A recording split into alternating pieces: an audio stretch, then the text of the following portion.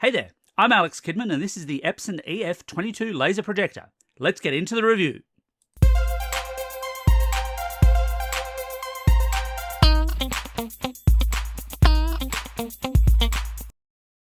However, before we start, a quick explainer. I've shot this video in my office. This is not actually where I've tested it, but where I've tested it for privacy reasons, I'm choosing not to shoot the video, which is why I'm just shooting it against this particular wall. I'm not suggesting that it's only capable of very short throw images, and I'm certainly not suggesting that I've only tested against quite dark objects. Typically, you would use a projection screen or at best a blank wall, and that is actually how I've tested it, but I'm just not videoing it that way for my own privacy reasons. Please understand. The EF-22 laser projector is a smaller projector, far from the smallest on the market, measuring in at 191 by 236 by 193 millimeters, with a carrying weight of around 3 kilos. Now, roughly 700 grams of that weight is in the base, so if you want to go as light as possible, Epson also has a base-free model, the EF-21 laser projector instead, which is also markedly cheaper. Now, I've not reviewed that model, but I have left a link into an excellent review in the description below, so do go check that out. The advantage of having the stand is that it gives you a range of tilts, so you could project it up onto a diagonal wall, or indeed even all the way up onto the ceiling if you felt so inclined. Not an issue, of course, if you're going to permanently mount this thing, but the idea is that you might be taking it different places and needing to adjust its tilt angle. And of course, the base also keeps it steady and secure. The EF-22 is actually technically the EF-22B. It only comes in black here in Australia. If you did want a white projector or indeed a green one, the EF-21 comes in those colours, but that's the stand-free model, of course.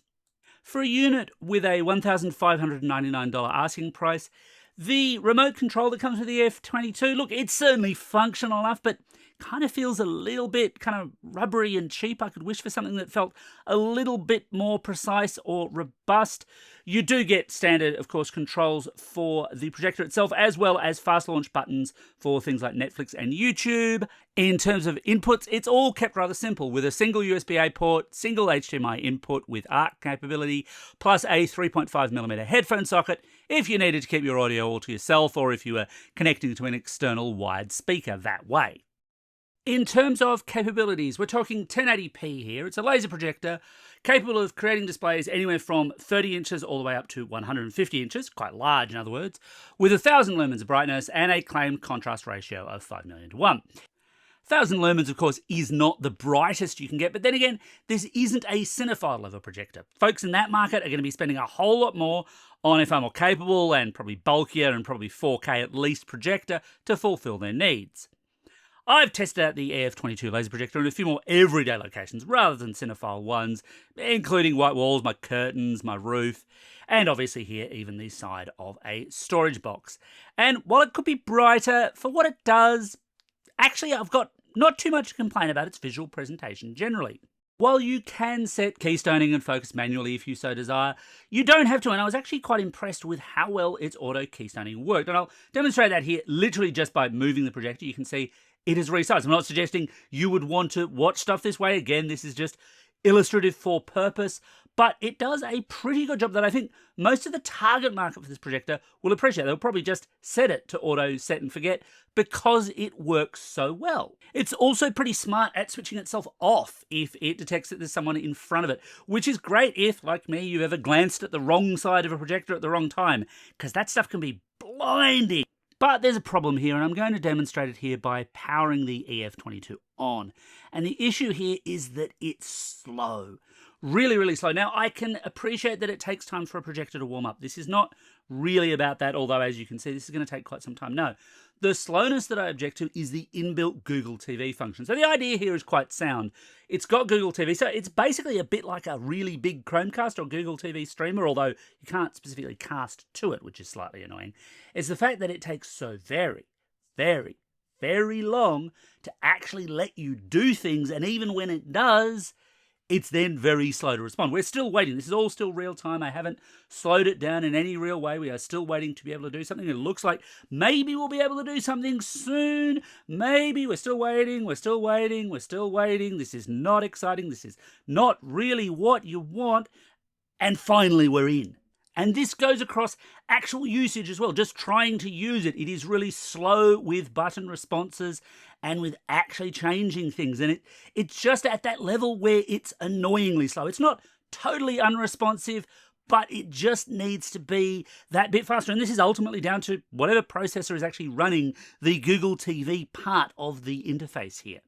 And you might think, well, okay, but once it's up and running, you're okay, you're able to actually select stuff. Well, yes, but again, it's slow to move through them, and it's slow, and much slower than other devices on the same network. This is not a slow network connection problem. Much slower than other devices to actually start playback as well. Some of the lag that I've had has just been horrible, just really annoying, and you don't want annoying in what is meant to be easy. Ultimately, what I actually ended up doing was kind of simple, but kind of redundant. Yeah, that's a Chromecast plugged into the EF-22. I've literally plugged a Google TV capable device into my Google TV capable device in order to enjoy Google TV. There's some real Inception level redundancy going on there, but this just works so much better. It's just so much more enjoyable as a result. The EF-22 Laser Projector has its own inbuilt speakers with 5 watts of output, and they're certainly present.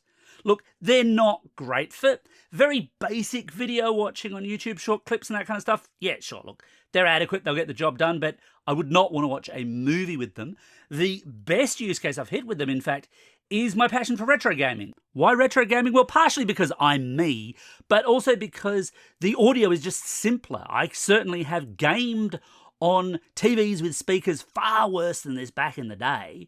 And yeah, it works, it functions. That's kind of nice and easy. However, I would suggest that if you're really serious about this, and certainly if you were looking at it from a movie's perspective, that either pairing up a Bluetooth set of speakers or wiring in via ARC, a soundbar or a sound system would be better. Although, obviously, with a soundbar, you're losing an awful lot of that portability of this unit. With Bluetooth, you've got potential lag issues to deal with as well. So should you buy the Epson EF-22 Laser Projector? Well, look, the concept here is a perfectly fine one, and there's little doubt there's a market for a semi-portable, decent quality projector that doesn't actually need any kind of external smart TV box in order to be entertaining. The EF-22 Laser Projector handles the picture element well enough, the stand works well enough, but it's badly let down by slow and sludgy smart TV performance. It falls rather classically into the position I take when I'm asked about advice about the best smart TV to buy. And just in case you're curious, the best smart TV to buy is the one with the best picture output, and to a much lesser extent audio if you're not also pairing it up with a soundbar or an external sound system. Integrated smart TV systems tend to degrade over time as apps aren't updated or made available at all as new apps appear, but it's always pretty cheap to buy a new smart TV dongle or set-top box. The Epson EF-22 Laser Projector sits in exactly the same space. It's a decent enough projector within its own technical specs, and it's nice and easy to set up and have its automatic setup work out a good image against most surfaces and in most lighting situations, but realistically, you'd want a budget for a way to make it properly smart unless you've got a lot of patience.